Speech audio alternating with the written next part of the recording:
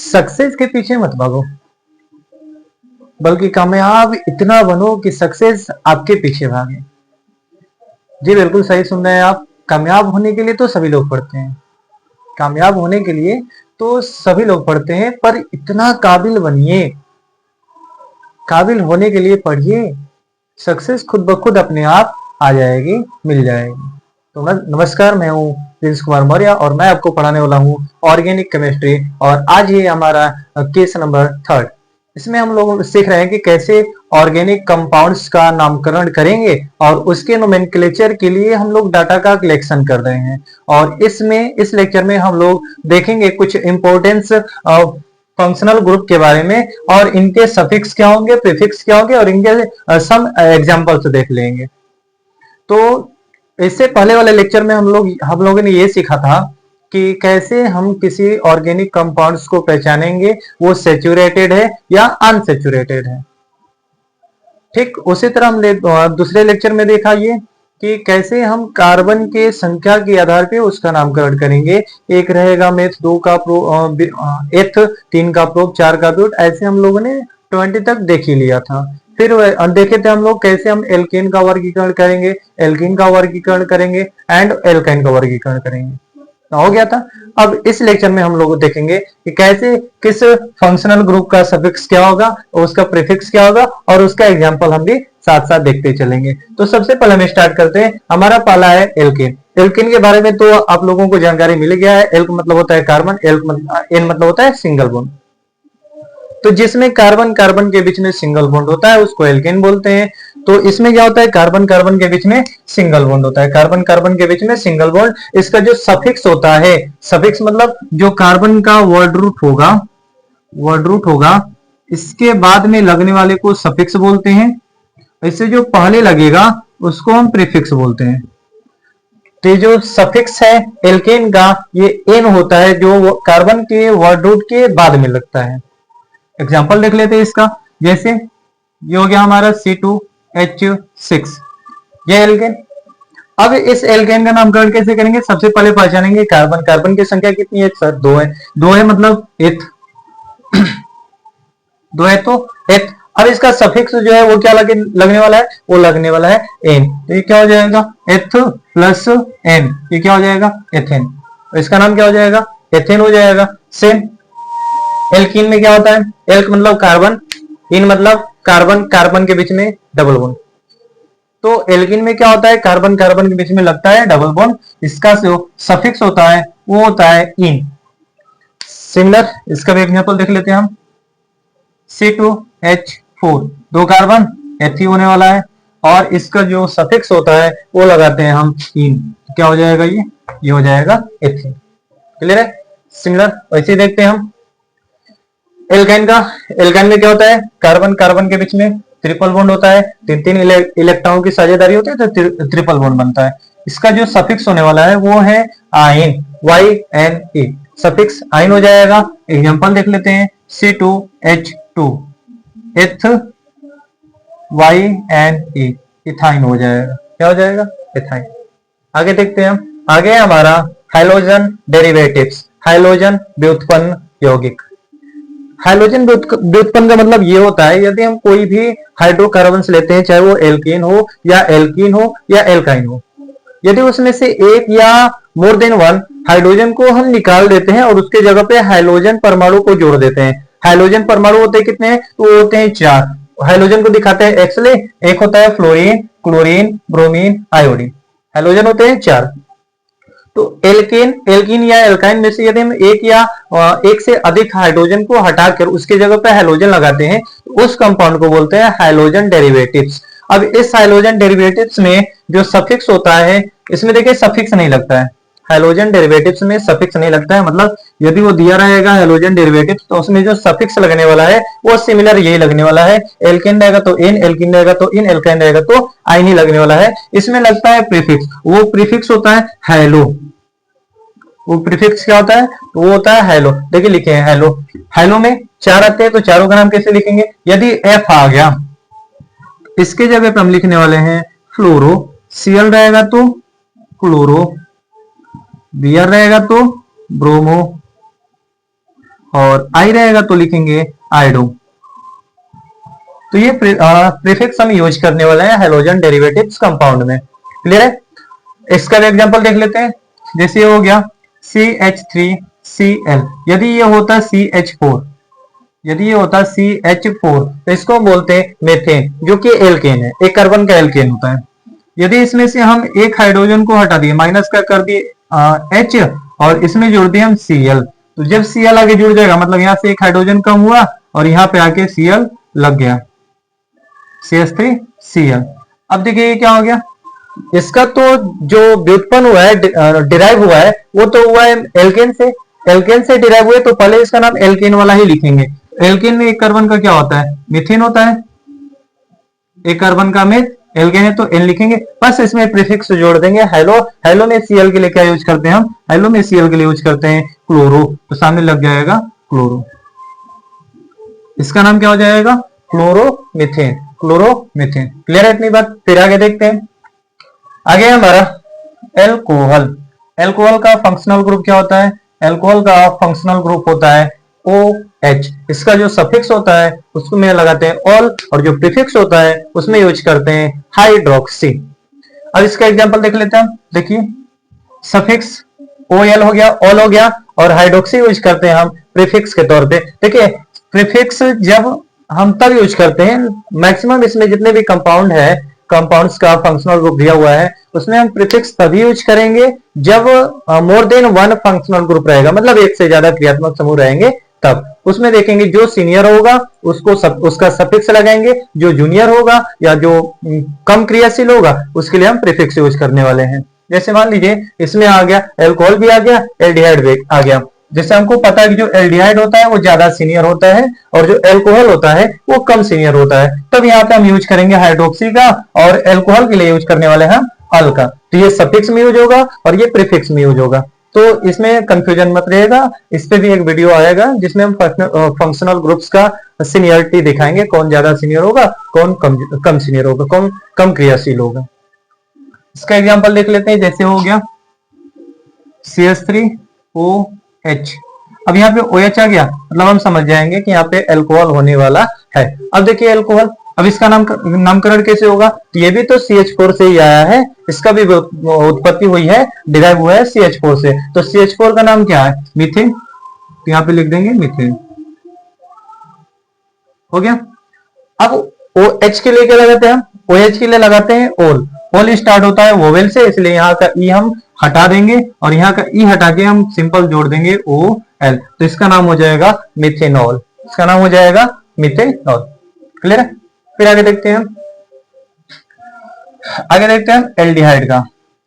Aldehyde का functional group क्या होता है, CHO, इसका स्ट्रक्चर होता है C double bond O single bond H, तो ये होता है। इसके लिए प्रीफिक्स सफिक्स यूज करते हैं अल, और प्रीफिक्स होता है इसका फॉर्मिल या एल्डो, एल्डो या फॉर्मिल, और सफिक्स होता है अल। जैसे CH3CHO, मान लीजिए ये हमारे पास कंपाउंड दिया है ऑर्गेनिक कंपाउंड्स, और इसका नाम लिखना है, तो इसका नाम कैसे लिखेंगे, कार्बन कितना दिखा, कार्बन दिखा दो कार्बन के लिए क्या यूज करते हैं हम, 2 कार्बन के लिए यूज करते हैं हम एथ। चूंकि एल्केन है, एल्केन है तो क्या यूज करेंगे हम एन, और यहाँ पे ऐड कर देंगे अल। फिर से वोवेल है, मतलब ई को हटाएंगे, एल को ऐड कर देंगे, तो नाम क्या होने वाला है इसका, एथेनॉल होने वाला है, नाम होने वाला है एथेनॉल। एथेनॉल, एथेनॉल, मेथेनॉल और एथेनॉल दोनों अलग अलग कंपाउंड से, ओल लगेगा एल्कोहल, अल लगेगा एल्डिहाइड होने वाला है। फिर आगे देखते हैं, आगे ketone. Ketone functional group CO, 2 bond खाली रहेगा, C ऐसे, इस डबल बॉन्ड से ऑक्सीजन जुड़ा रहेगा। इसमें देखिए जो कीटोन होता है हमेशा कार्बन श्रृंखला के बीच में ही आता है, मतलब ये कम से कम 2 कार्बन से तो घिरा ही रहेगा, मतलब इधर भी कार्बन इधर भी कार्बन, इधर अनंत कार्बन भी हो सकते हैं, इधर भी अनंत हो सकता है, लेकिन कम से कम 2 कार्बन तो घिरे होने चाहिए, 2 कार्बन से तो घिरे होने चाहिए। तब इसका जो सफिक्स होता है वो होता है ओन, और जो प्रीफिक्स होता है यूज करते हैं हम कीटो या ऑक्सो, कीटो या ऑक्सो। कीटोन है, कीटो यूज कर सकते हैं, ऑक्सीजन जुड़ा है ऑक्सो भी यूज कर सकते हैं, और सफिक्स में यूज करेंगे हम ओन। ये कम से कम 3 कार्बन में मिलता है, CH3 COCH3, मतलब ये जो जिससे ऑक्सीजन जुड़ा हुआ है ये वाला कार्बन कम से कम 2 कार्बन से तो घिरा होना ये चाहिए। अब इसका देखते हैं हम एग्जांपल, नाम देख लेते हैं। नाम क्या होने वाला है, 3 कार्बन दिख रहा है, 3 कार्बन का क्या होता है, 3 कार्बन का होता है प्रो। हो गया। अब इसमें क्या, सब में सिंगल बॉन्ड है तो N लगाएंगे, एल्कीन है तो क्या लगाने वाले हैं, N लगाने वाले। फिर क्या करेंगे, E को हटाएंगे, OL से स्टार्ट होने वाला है, E को ड्रॉप करेंगे और ऐड कर देंगे हम ONE। नाम क्या होने वाला है, प्रोपेनोन। प्रोपेनोन, इसको एसीटोन भी बोला जाता है, एसीटोन प्रोपेनोन, जनरल नाम है एसीटोन, IUPAC नाम है प्रोपेनोन। नेक्स्ट इथर है सॉरी, इथर है। इथर में क्या होता है कि बीच में लगा होता है जो कार्बन कार्बन की मेन चेन होती है, उसमें बीच में आएगा ऑक्सीजन, साइड में कार्बन, साइड में कार्बन, बहुत सारे कार्बन इधर भी हो सकते हैं, बहुत सारे हो सकते हैं, बस बीच में ऑक्सीजन होना चाहिए। तो ईथर का जो फंक्शनल ग्रुप होता है वो होता है ऑक्सीजन, इधर भी कार्बन की चेन, इधर भी कार्बन की चेन होती है, ये हमेशा बीच में आएगा, ये भी हमेशा बीच में आएगा। अब इसका जो सफिक्स होता है वो तो होता नहीं है, पर प्रीफिक्स इसका यूज करते हैं हम, एल्कोक्सी। प्रीफिक्स क्या होता है, एल्कोक्सी। एल का मतलब कार्बन, ऑक्सी मतलब ऑक्सीजन जुड़ा हुआ है, ऑक्सी यूज करेंगे। इसका एग्जांपल देख लेते हैं हम, जैसे ये हो गया CH3OCH3, ये हो गया। अब इसमें क्या होगा, इधर ऑक्सीजन के इधर भी एक कार्बन, ऑक्सीजन के उधर भी एक कार्बन, तो किसी के साथ ये ऑक्सीजन जा सकता है, किसी एक के साथ ही रहेगा, तो जिसके साथ रहेगा उसी में हम जोड़ेंगे एल्कोक्सी। ऑक्सीजन जिसके साथ जाएगा उसके साथ जोड़ेंगे एल्कोक्सी। एक कार्बन का क्या होता है, मेथ, तो ये हो जाएगा मिथॉक्सी, ये होने वाला है मिथॉक्सी। और जो बच जाएगा उसका हम एल्केन वर्ड लिख देंगे। एक कार्बन का एल्कीन क्या होता है, मिथेन होता है, तो यहाँ पे क्या हो जाएगा, alkoxy methane, sorry methoxy methane, methoxy methane. Next देखते हैं हम, नेक्स्ट है हमारा कार्बोक्सिलिक एसिड, कार्बोक्सिलिक एसिड। अब इसमें देखिए क्या होता है, इसका जो फंक्शनल ग्रुप होता है वो होता है COOH, इसका जो फंक्शनल ग्रुप होता है वो होता है COOH। स्ट्रक्चर कैसे होगा, तो स्ट्रक्चर होगा double bond O, single bond OH, और इधर से बॉन्ड खाली होता है, इधर से कार्बन की चेन जुड़ सकती है। इसका जो सफिक्स होता है वो होता है ओइक एसिड, सफिक्स यूज करते हैं हम ओइक एसिड, और इसका जो प्रीफिक्स होता है वो हम यूज करते हैं कार्बोक्सी, यूज क्या करते हैं हम, कार्बोक्सी, और जो सफिक्स होता है वो होता है ओइक एसिड। एग्जांपल देख लेते हैं इसका भी, जैसे एग्जांपल हो गया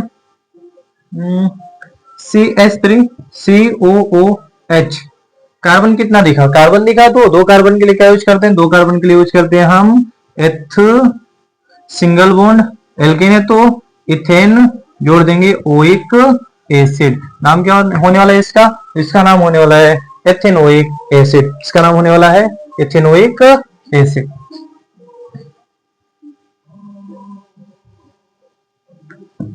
अब आगे देखिए, आगे देखते हैं हम, अगला है हमारा एस्टर, अगला है एस्टर। एस्टर का फंक्शनल ग्रुप होता है COO, क्या होता है COO। इधर भी कार्बन की चेन लग सकती है, इधर भी कार्बन की चेन लग सकती है, मतलब इधर भी कार्बन रहेगा और इधर भी कार्बन रहेगा। इसमें देखिए सफिक्स जो लगाते हैं वो लगाते हैं हम OATE, OAT, क्या लगाते हैं OAT, और इसका जो प्रीफिक्स होता है वो होता है एल्कोक्सी कार्बोनिल, क्या होता है alkoxy carbonyl, alkoxy carbonyl. Example देख लेते हैं इसका, एग्जांपल देखिए, जैसे हो गया C2H5COO C2H5 या CH3 बोल देते हैं, CH3। अब यहाँ पे देखिए क्या होगा, नाम क्या लगाने वाले हैं हम, OAT लगाएंगे, OAT लगाएंगे। अब देखिए इसमें जो कम कार्बन वाला लगा होता है COOH को, COO को अभी छोड़ दीजिए, छोड़ दिए, जो कार्बन कम है उसको हम पहले लिखते हैं, कार्बन ये है इसका हम नाम लिखेंगे पहले, ये हो जाएगा मेथिल। अब मेथिल क्यों लिखें, इसको हम अगले आने वाले टर्म बताएंगे कि साइड चेन में YL ही जोड़ा जाता है जब ऐसे बनता है तो।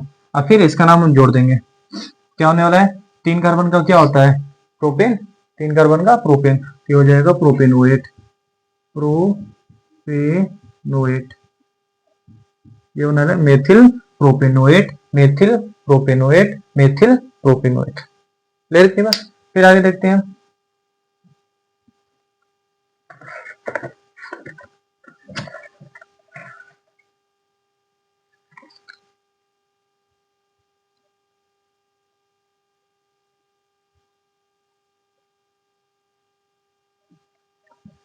फिर आगे देखते हैं हम। आगे हमारा एस्टर के बाद है एसिड हैलाइड।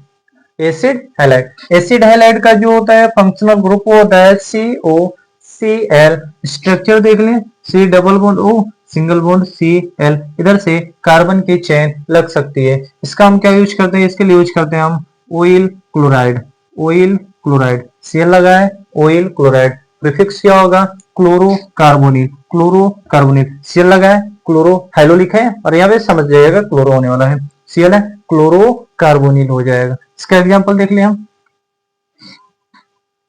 जैसे मान लीजिए ये दिया है HC डबल बॉन्ड OCl, ठीक है। अब इसका नाम क्या होने वाला है, सिंपल सी बात है, एक कार्बन ही दिख रहा है केवल, तो इसका नाम हो जाएगा मीथेन। मीथेन हो गया।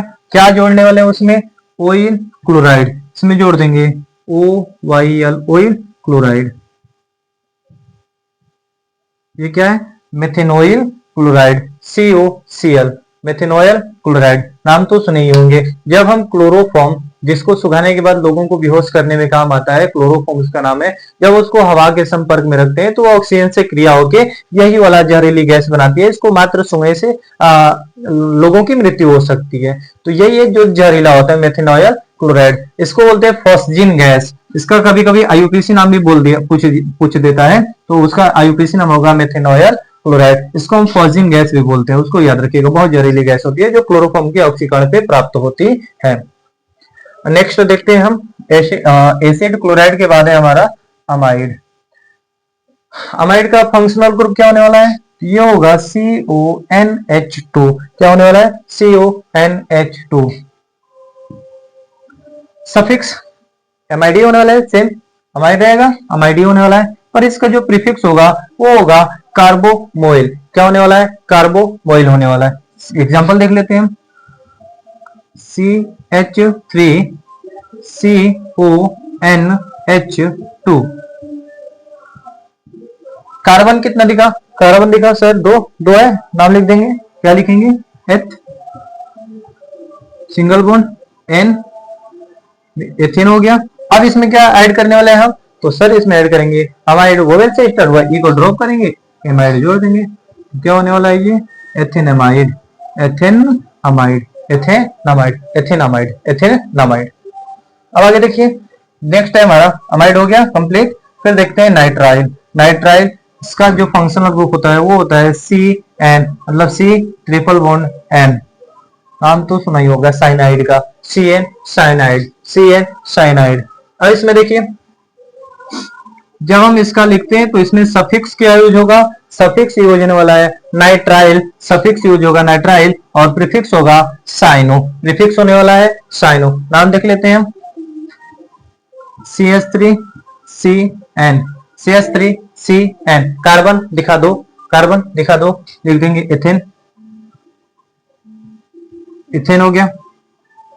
फिर सफिक्स यूज क्या करेंगे, नाइट्राइल, एन से स्टार्ट हो रहा है, ई को हटाने की जरूरत नहीं है, सिंपल लिख देंगे हम इथेन नाइट्राइल, इथेन नाइट्राइल। जब वो ओवेल से स्टार्ट होगा तभी एथेन का, एल्केन का, एल्कीन का, एल्काइन का ई को ड्रॉप करेंगे, नहीं तो हम नहीं करने वाले हैं। फिर आगे देखिए, आगे हमारा एमीन, अगला है एमीन। एमीन का फंक्शनल ग्रुप NH2, कोई सफिक्स नहीं, केवल प्रीफिक्स लगेगा, वो क्या होगा, सॉरी, इसका होता है एमीन। एमीन का जो सफिक्स होगा एमीन और प्रीफिक्स होने वाला है अमीनो। यदि इससे एमीन से कोई सीनियर आ गया तब हम उसका लिखेंगे अमीनो, अगर सीनियर नहीं आई, यही सीनियर है चेन में, तो उसके लिए यूज करेंगे हम एमीन। जैसे देखिए CH3 NH2, एक कार्बन दिखा, मेथिल लिख देंगे और इसमें जोड़ देंगे एमीन, क्या हो जाएगा? Methane amine, methane amine, methane amine. फिर आगे देखिए नाइट्रो है, फंक्शनल ग्रुप NO2 होता है, कोई सफिक्स नहीं, प्रीफिक्स होगा नाइट्रो, लिख देंगे CH3NO2। क्या होने वाला है ये? एक कार्बन का मीथेन, एक कार्बन का होने वाला है मीथेन। और इससे पहले जो प्रीफिक्स होता है वो पहले लगता है, आप याद रखिएगा, प्रीफिक्स प से आ रहा है पहले लगेगा, प्रीफिक्स पहले आ रहा है पहले लगेगा, ये आ जाएगा नाइट्रो। नाइट्रो, गैपिंग देना नहीं है, गैपिंग देना नहीं है,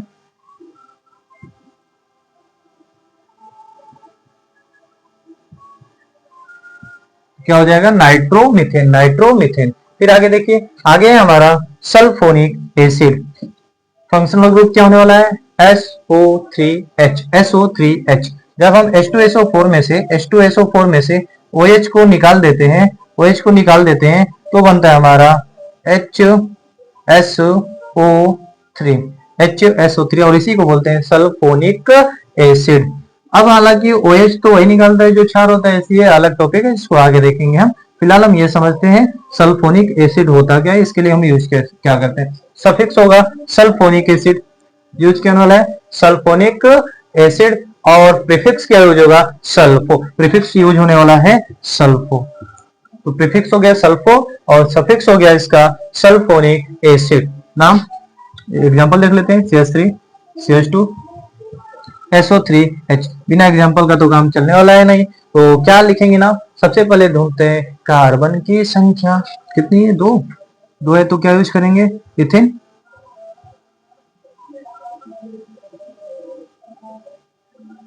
ये हो गया इथेन। और क्या यूज करेंगे हम? Sulphonic acid, ethane sulphonic acid, ethane sulphonic acid, हो गया ethane sulphonic acid, ethane sulphonic acid. I hope आपको इतनी बात क्लियर हो गए होगी। तो आज हम लोगों ने देखा है कि कैसे किस प्रकार सीनियर जो भी ग्रुप्स आएगा उनका कैसे हम सफिक्स और प्रीफिक्स लगाते हैं। कार्बन चेन में अगर दिख गया तो अब उसका हम सफिक्स और प्रीफिक्स अब लगा सकते हैं, अब उसमें कोई हमको प्रॉब्लम होने वाली नहीं है। अगर कोई भी डाउट होगा तो आप जरूर कमेंट कीजिएगा, ताकि हमको पता चले कि आप किस पॉइंट पे आप फंस रहे, फिर उसको हम सॉल्व करने का ट्राई करेंगे। ठीक है, तब तक के लिए आप इतना नोट कीजिए। फिर आने वाले लेक्चर्स में हम देखेंगे कि सीनियरिटी का क्रम क्या होता है, ऑर्डर क्या होता है, ऑर्डर ऑफ फंक्शनल ग्रुप देखेंगे कि किस प्रकार कौन सबसे ज्यादा सीनियर होगा और कौन उससे कम क्रियाशील होगा। आप आई होप आपको इतनी बात क्लियर होगी।